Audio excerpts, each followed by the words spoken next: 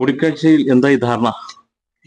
അല്ല, പത്മകുമാറുമായിട്ട് ഞാൻ ഇന്നലെ ഫോണിൽ സംസാരിച്ചിരുന്നു. രാവിലെ കാണാമെന്നാണ് പറഞ്ഞത്. അതനുസരിച്ചാണ് വന്നത്. അദ്ദേഹം ഉന്നയിച്ച വിഷയങ്ങൾ ഞങ്ങൾ കാര്യം സംസാരിച്ചില്ല. ഇതുമായി ബന്ധപ്പെട്ട പ്രശ്നങ്ങൾ അത് സംഘടനാപരമായി പരിശോധിക്കേണ്ട പ്രശ്നങ്ങളാണ്. സംസ്ഥാന നേതൃത്വത്തിന്റെ സഹായത്തോടെ അവരുടെ സാന്നിധ്യത്തിൽ ഈ വിഷയങ്ങൾ വരുന്ന ദിവസം അധികം താമസിയാതെ തന്നെ പരിശോധിക്കും. അത് സംബന്ധിച്ചുള്ള തീരുമാനങ്ങൾ തീർച്ചയായിട്ടും നിങ്ങളെ അറിയിക്കുകയും ചെയ്യും. സംസ്ഥാന നേതൃത്വത്തിന്റെ സാന്നിധ്യത്തിൽ അവരുടെ സഹായത്തോടു കൂടി ചർച്ച ചെയ്ത് പരിഹരിക്കേണ്ട ഒരു സംഘടനാ പ്രശ്നമാണ് ഉണ്ടായിരിക്കുന്നത്. അത് സംഘടനാപരമായിട്ട് മാത്രമേ പാർട്ടിക്ക് ചർച്ച ചെയ്യാനും തീരുമാനമെടുക്കാനും കഴിയുകയുള്ളൂ. എന്തെങ്കിലും തരത്തിലുള്ള സംഘടനാ പരസ്യ പ്രതികരണത്തിന്റെ പേരിൽ സംഘടനാ നടപടികളൊക്കെ ഉണ്ടാകും. അദ്ദേഹം തന്നെ പറയുന്നുണ്ട് അച്ചടക്ക ലംഘനമാണ്, നടപടി ഉണ്ടായിക്കോട്ടെ എന്ന്. തീർച്ചയായിട്ടും അദ്ദേഹം പറഞ്ഞ കാര്യങ്ങൾ അദ്ദേഹം ഫേസ്ബുക്ക് പോസ്റ്റ് പിൻവലിച്ചിട്ടുണ്ട്. ചില അഭിപ്രായങ്ങൾ വ്യക്തിപരമായിട്ട് അദ്ദേഹം രേഖപ്പെടുത്തിയിട്ടുണ്ട്.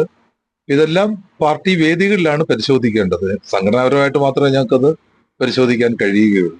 അടുത്ത ദിവസം ചേരുന്ന ജില്ലാ സമിതി യോഗത്തിൽ അദ്ദേഹം കൂടി പങ്കെടുക്കുമായിരുന്നു. അദ്ദേഹത്തിന് പങ്കെടുക്കുമെന്നാണ് നമ്മൾ പ്രതീക്ഷിക്കുന്നത്. ജില്ലാ കമ്മിറ്റിയുടെ യോഗം എല്ലാവരെയും അറിയിച്ചിട്ടുണ്ട്. അദ്ദേഹത്തിന് പങ്കെടുക്കാം, അദ്ദേഹത്തിന് വേണമെങ്കിൽ അവധി ചോദിക്കാം. എല്ലാ ഓപ്ഷനും അദ്ദേഹത്തിനുണ്ട്. ഈ സംസ്ഥാന കമ്മിറ്റിയിലെ സംസ്ഥാന സമ്മേളനത്തിലെ പല ചർച്ചകൾക്കിടയിൽ ഈ വടക്കോട്ടുള്ളവരെ മാത്രം പരിഗണിക്കുന്നുള്ളൂ, ഇവിടെ പരിഗണിക്കുന്നില്ല. അതോടൊക്കെ ചേർത്ത് വെച്ച് വായിക്കണം അദ്ദേഹത്തിന്റെ ഈ പരാമർശം. എല്ലാം അങ്ങോട്ടേക്ക് മാത്രം കൊണ്ടുപോകുന്ന ഒരു അതിർത്തിയുടെ കൂട്ടി വായിക്കണം. അത്തരത്തിലേക്കുള്ള ഒരു ചർച്ച അവിടെ വന്നിട്ടില്ല. പാർട്ടി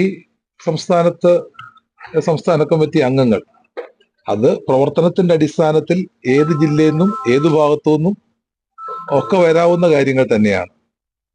അതിനകത്ത് അങ്ങനെ ഒരു പ്രാദേശികമായിട്ടുള്ളൊരു അടിസ്ഥാനത്തിലല്ല സംസ്ഥാന കമ്മിറ്റിയിലേക്ക് ആളുകൾ വരുന്നത്. സംസ്ഥാന കമ്മിറ്റിയിലേക്ക് വരാൻ യോഗ്യതയായവരുടെ എണ്ണം കൂടുതലുള്ള കുറവാണ്. സംഘടനാപരമായി പത്തനംതിട്ട ജില്ല മെമ്പർഷിപ്പ് കുറവുള്ള ജില്ലയാണ്. അപ്പൊ അത്തരം ഒരു ജില്ലയിൽ നമുക്ക് കൂടുതൽ സംസ്ഥാന കമ്മിറ്റി അംഗങ്ങളെ പ്രതീക്ഷിക്കാൻ കഴിയത്തില്ല. ഇപ്പൊ തന്നെ നമുക്കറിയാം വയനാടിൽ പത്തനംതിട്ട പോലെ തന്നെ മെമ്പർഷിപ്പ് കുറവുള്ള ജില്ലയാണ്. ആ ജില്ലയിൽ പുതിയൊരു ജില്ലാ സെക്രട്ടറി വന്നപ്പോൾ നിലവിൽ ഉണ്ടായിരുന്ന ഒരു സംസ്ഥാന കമ്മിറ്റി അംഗത്തെ ഒഴിവാക്കേണ്ടി വന്നു. കാരണം 3 പരിമിതപ്പെടുത്താൻ വേണ്ടിയാണ്. അതെല്ലാം നമ്മുടെ കൺമുമ്പിൽ നമ്മൾ കാണുന്ന കാര്യങ്ങൾ തന്നെയാണ്. പ്രായോഗികമായി അതാണ് പാർട്ടിയുടെ ഒരു കീഴ്വഴക്കം. കൂടുതൽ പ്രകോപനങ്ങൾ ഉണ്ടാക്കുക ഞങ്ങൾക്ക് അങ്ങനെ തോന്നിയിട്ടില്ല. അദ്ദേഹം ഒരു അഭിപ്രായം പറഞ്ഞു. ആ അഭിപ്രായം സംബന്ധിച്ചാണ് നമ്മൾക്കത് സംഘടനാപരമായി, കാരണം അദ്ദേഹത്തിന്റെ ഘടകത്തിൽ ചർച്ച ചെയ്യേണ്ട വിഷയങ്ങളാണ്. ഈ ബ്രാഞ്ചിൽ മാത്രം ഒതുങ്ങി പ്രവർത്തിക്കുന്ന നേതാവാണോ പത്മകുമാറിനെ സംബന്ധിച്ച് ഞാൻ രാവിലെ തന്നെ പറഞ്ഞിരുന്നു. അദ്ദേഹം MLA എന്ന നിലയിൽ വളരെ പ്രാഗൽഭ്യം തെളിയിച്ച വ്യക്തിയാണ്. ജില്ലയിൽ മാത്രമല്ല DYFIയുടെ സംസ്ഥാന വൈസ് പ്രസിഡന്റ് എന്ന നിലയിൽ സംസ്ഥാനം ഒട്ടാകെ നിറഞ്ഞു നിന്ന വ്യക്തിയാണ്. ദേവസ്വം ബോർഡ് പ്രസിഡന്റ് എന്ന നിലയിൽ വളരെ സത്യസന്ധമായി അദ്ദേഹം പ്രവർത്തിച്ച ആളാണ്. വലിയ കഴിവുള്ള വ്യക്തി തന്നെയാണ്. അപ്പോൾ അദ്ദേഹത്തെ പോലെയുള്ള ആളുകൾ തീർച്ചയായിട്ടും പാർട്ടിക്കൊപ്പം ഉണ്ടാവണം എന്നുള്ളത് തന്നെയാണ്. ഒരു പ്രധാന പ്രശ്നം സ്ഥാനക്കയറ്റത്തിന്റെ മാനദണ്ഡം. അതായത് വർഗ ബഹുജന സംഘടനകളിൽ പ്രവർത്തിക്കുന്നവർക്ക് പാർലമെന്ററി സ്ഥാനം ഉള്ള ആളുകളെ മാത്രം അവരെ സ്ഥാനക്കയറ്റത്തിന് പരിഗണിക്കുന്നു എന്നുള്ള ഒരു വലിയ ആരോപണം ഉന്നയിച്ചു. പാർലമെന്ററി രംഗത്ത് പ്രവർത്തിക്കുന്ന ആളുകൾ അതിൽ പ്രധാനമായും മന്ത്രിമാരാകുമ്പോൾ നയപരമായ തീരുമാനമെടുക്കുന്ന ഒരു സമിതിയിൽ തീർച്ചയായിട്ടും അവര് ഉണ്ടാവേണ്ടതുള്ളത് കൊണ്ടാണ് അവരെ ക്ഷണിക്കപ്പെട്ട ആളുകളായിട്ട് പാർട്ടി എടുക്കുന്നത്. ഇപ്പോൾ രവീന്ദ്രനാഥ് മന്ത്രിയായിരുന്നപ്പോൾ അദ്ദേഹം സംസ്ഥാന സമിതി അംഗമല്ലായിരുന്നു. അപ്പോൾ സംസ്ഥാന സമിതിയിൽ അദ്ദേഹത്തിന്റെ അഭിപ്രായങ്ങൾ പറയുക എന്ന ലക്ഷ്യത്തോടു കൂടിയാണ് അദ്ദേഹത്തെ സംസ്ഥാന കമ്മിറ്റിയിലേക്ക് ക്ഷണിതാവായി എടുത്തിട്ടുള്ളത്. അപ്പോൾ അവിടെ അതാണ് കേരളത്തിൽ നയരൂപീകരണം നടത്തുന്ന ഒരു സമിതി സംസ്ഥാന സമിതിയാണ്.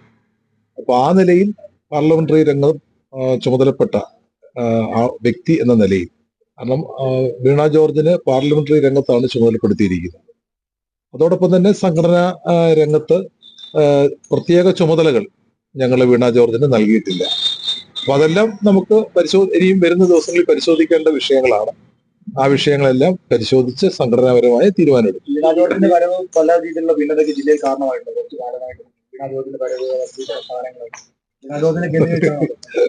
ഒരിക്കലുമില്ല. അതെല്ലാം ഞങ്ങളുടെ സ്റ്റേറ്റ് ലീഡർഷിപ്പുമായി സംസാരിച്ച് അക്കാര്യങ്ങളെല്ലാം പരിശോധിച്ച് രൂപവൽക്കരണത്തിൽ പത്മനാഭനെ പരിഗണിക്കും. അതൊന്നും ഞാൻ ഇവിടെ മീഡിയയുടെ മുന്നിൽ പറയാൻ കഴിയുന്ന ഒരാളല്ല, പറയാൻ കഴിയത്തുമില്ല.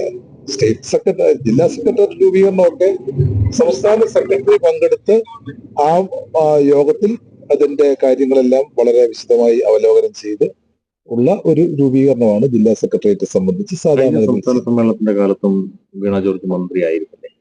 അന്ന് എന്തുകൊണ്ടാണ് ഇത്തരത്തിൽ സംസ്ഥാന സമിതിയിലേക്ക് ഉൾപ്പെടുത്താതിരുന്നത്? അത് സംസ്ഥാന സെക്രട്ടറി മറുപടി പറയേണ്ട ഒരു പ്രശ്നമാണ്. ഞാൻ മറുപടി പറയേണ്ട ഒരു പ്രശ്നമല്ല.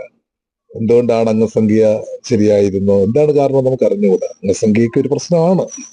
എന്തായാലും അദ്ദേഹം ഉയർത്തിയ വിഷയം ജില്ലാ കമ്മിറ്റി ചർച്ച ചെയ്യും, സംസ്ഥാന നേതൃത്വത്തിന്റെ ശ്രദ്ധയിൽപ്പെടുത്തും. ഞാൻ സൂചിപ്പിച്ചു, സംഘടനാപരമായി ചർച്ച ചെയ്യേണ്ട ഒരു വിഷയമാണ്. അത് സംഘടനാപരമായിട്ട് തന്നെ ചർച്ച ചെയ്യും.